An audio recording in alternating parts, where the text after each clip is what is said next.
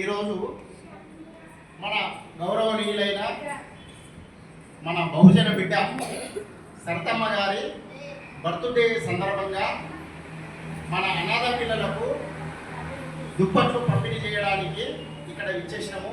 ఆమె అనుసంధానంగా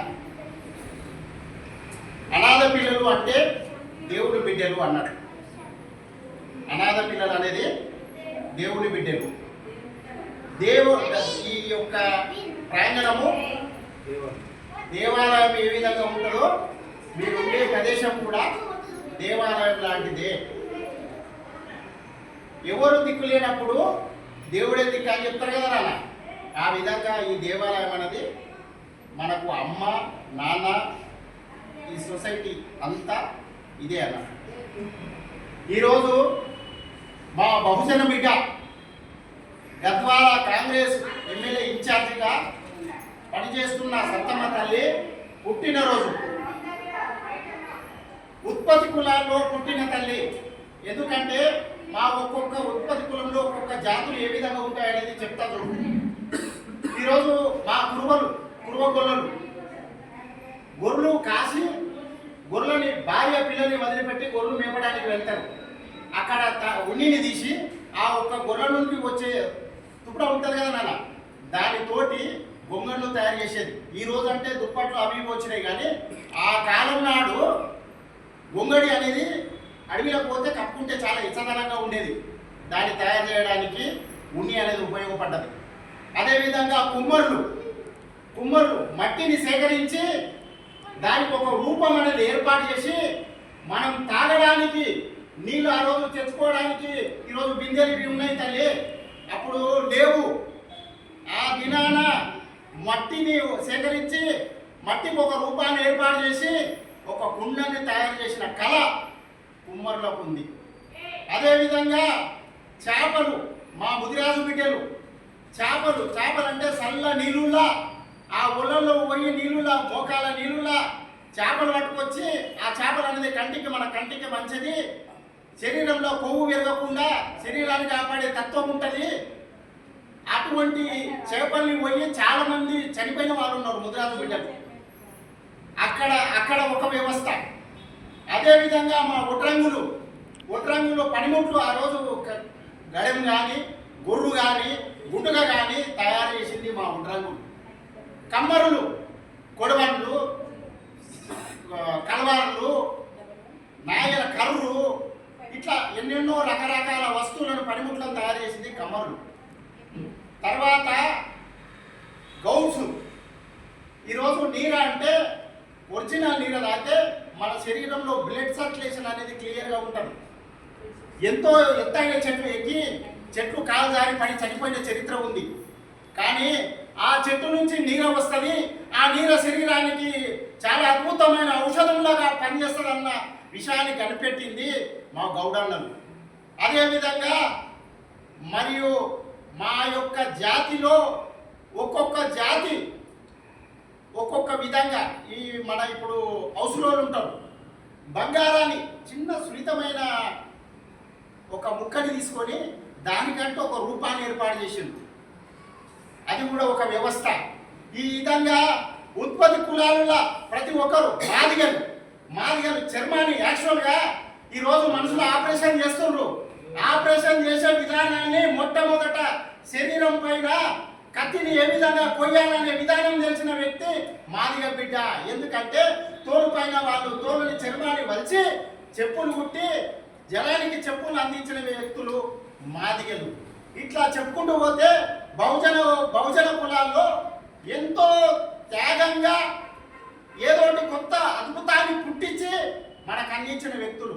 అదేవిధంగా మైనార్టీ సోదరుల దగ్గరికి వెళ్తే మైనార్టీలో ప్రతి ఒక్కరు కూడా ఈ విద్య రాదు, ఈ పని రాదు అనకుండా వాళ్ళని చూసి మనం నేర్చుకోవాలి. ఈరోజు ఓటు అనే ఆయుధాన్ని అంబేద్కర్ రాసిన రాజ్యాంగం ప్రకారము ఓటుని ఎట్లా సద్వినియోగపరచుకోవాలనేది ముస్లిమ్స్కు అర్థమైంది. ముస్లిమ్స్ ప్రతి ఒక్కరు కూడా మీరు బాగా ఆలోచన చేయండి. ముస్లిమ్స్ ఈ పని చేయడానికి అన్నిక లేదు. బట్టల షాపు వాళ్ళదే, పాన్ డబ్బా వాళ్ళదే, మెకానిక్ షాపు వాళ్ళదే, ఇళ్ల దుకాణం వాళ్ళదే, పెట్రోల్ బంకులు వాళ్ళవే. నీవు ఏ వ్యవస్థలో పోయినా కూడా రాణిస్తున్నారు. అంటే మనం ఒకటే గుర్తు, పుట్టినము పెరిగినము చచ్చిపోతామంటే అర్థం లేదు. ఏదో ఒకటి సాధించాలి, ఏదో ఒకటి చేయాలి. ఈరోజు మా బహుజన జాతిలో మా తల్లి గద్వాల సర్తమ్మ తల్లి పుట్టి ఈరోజు ఒక విప్లవం అనేది ఏర్పాటు చేసింది. ఈరోజు బహుజనులంతా కూడా గద్వాల వైపు చూస్తున్నారు. ఎందుకొరకంటే ఒక తిరుగుబాటు చరిత్ర ఉంది, గద్వాలకు ఒక చరిత్ర ఉంది. ఇది ఎవరికి తెలియదు. గద్వాల అంటేనే తిరుగుబాటు చరిత్ర.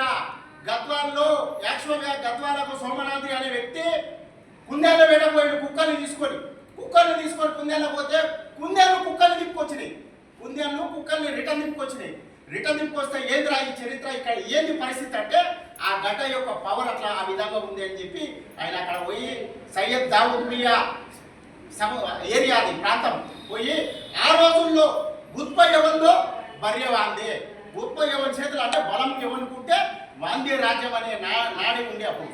ఆ టైంలో పోయి కోట నిర్మాణం చేసిండు. ఎంతో మంది ముస్లింలు దండయాత్ర చేస్తే కూడా వాళ్ళని ఓడగొట్టి ఆ ప్రాంగణం అంతా తన ఆధీనంలోకి గుప్పెట్లోకి తీసుకున్నాడు. అదేవిధంగా ఆ రోజు నుంచి ఈ రోజు వరకు కూడా గద్వాల కోట కడుతుంటే మన మామనారు సైడ్ ఉన్న కోట కూలిపోతే దీన్ని ఒక మనిషిని సజీవంగా ఈ కోటలో వేస్తేనే ఆ కోట నిలబడుతుంది. అంటే అటు ఇటు చూస్తే ఒక పిల్లబాబనోడు పక్కన ఉంటే తీసి ఆయన అట్లే కోటలో తిక్కి అట్లే మట్టి ముద్దలు వేసి పూడ్చేసిండ్రు. అక్కడ ఆయన భార్య మూడు ముక్కులమ్మ, ఆ మూడు ముక్కులమ్మ వచ్చి శాపన పెట్టింది ఆ కోటకు. నీ కోట నీ వంశం నా మగపిల్లగాడు ఉండకూడదు రా నాయన, నీ మగపిల్లగాడు ఉండకూడదు, ఇంకా మొగలు ఎప్పుడు ఉండకూడదు, నీ నా మొగుని సమితం అని చెప్పి శాపన పెడితే ఆ నాడి ఈ రోజు వరకు కూడా గద్వాల ప్రాంతాన్ని మగపిల్లలు పరిపాలన చేస్తే గద్వాల ప్రాంతం సుభిక్షంగా ఉండదు. ఆడపిల్లలు పరిపాలన చేస్తే మాత్రమే సుభిక్షంగా ఉంటది కనుక మళ్ళీ తల్లి ఆ లింగమ్మ తల్లి మళ్ళీ పుట్టి వచ్చింది. ఆ తల్లికి మీరందరూ గెలిపించుకుంటే సర్తమ్మ గెలిచిందంటే మాత్రం గద్వాల చరిత్ర ఒక లిపిగా రాయబడి ఉంటది కనుక గద్వాల బహుజన బిడ్డలు ఎక్కడున్నా కూడా మా బహుజన బిడ్డలు ఏకమై ఖచ్చితంగా బహుజన రాజ్యాన్ని సాధించుకోవడానికి మాటల వరకే ఉంది కానీ చేతల వరకు లేదు. వ్యవస్థల ఓటు రాజకీయం వరకు వచ్చే వరకు చూడు ఉత్పత్తి కులాలు ప్రతి ఒక్కరు పనులు చేసింది. వ్యవస్థలో ఎవడెవడు ఏమి ఏర్పాటు చేసింది అనేది అంతా ఉత్పత్తి కులాలు బహుజన బిడ్డలే. కానీ ఓటు ఆయుధం వరకు వచ్చే వరకు బానిసలుగా మనం వేరేలకు ఓటేసి వేరేలను గెలిపిస్తున్నాం. ఈరోజు మా తల్లి జన్మదినాన్ని పురస్కరించుకొని ఈ దేవాలయంకి వచ్చినాము. ఈ దేవాలయం నుంచే చరిత్ర మొదలుకొని ఈ యొక్క ఆధీనంలో ఉన్న పిల్లలు దేవుని బిడ్డలు ఇలా ఆశీర్వాదంతో మా తల్లి నెక్స్ట్ ఎమ్మెల్యే కావాలి, మంచిగా ఎమ్మెల్యే అయ్యి మా రాజ్యము బహుజన రాజ్యం అనేది స్టార్ట్ అయ్యి తెలంగాణ రాష్ట్రంలో మొట్టమొదట బహుజన రాజ్యం ఆ రోజు కాంచీరామ్ ఉత్తరప్రదేశ్లో ఏర్పాటు చేసిండు. ఈ మన తెలంగాణ స్టేట్లో మన బహుజన రాజ్యం ఒక బీసీ బిడ్డ ఎవరైనా నాయకత్వం తీసుకొని ఈ రాష్ట్రంలో బీసీ రాజ్యం ఏర్పాటు చేస్తే బహుజన రాష్ట్రం ఏర్పాటు చేస్తేనే మనమందరం కూడా సస్యశ్యామలంగా బతకడానికి మంచిగా వ్యవస్థల మనమంటూ ఒక గుర్తింపు అనేది ఏర్పడడానికి ఉంటుంది. కాబట్టి బహుజన రాజ్యం ఏర్పడాలని మా తల్లి సర్తమ్మ తల్లి జన్మదినాన్ని పురస్కరించుకొని మీ అందరి ఆధీనంలో జై సర్తమ్మ, జై సర్తమ్మ, హ్యాపీ బర్త్డే సర్తమ్మ, హ్యాపీ బర్త్డే సర్తమ్మ.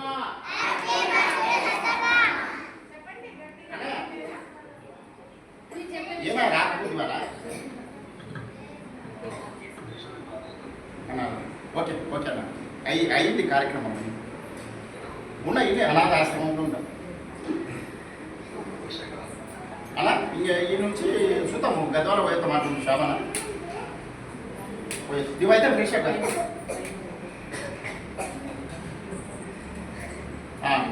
ఇదో నాన్న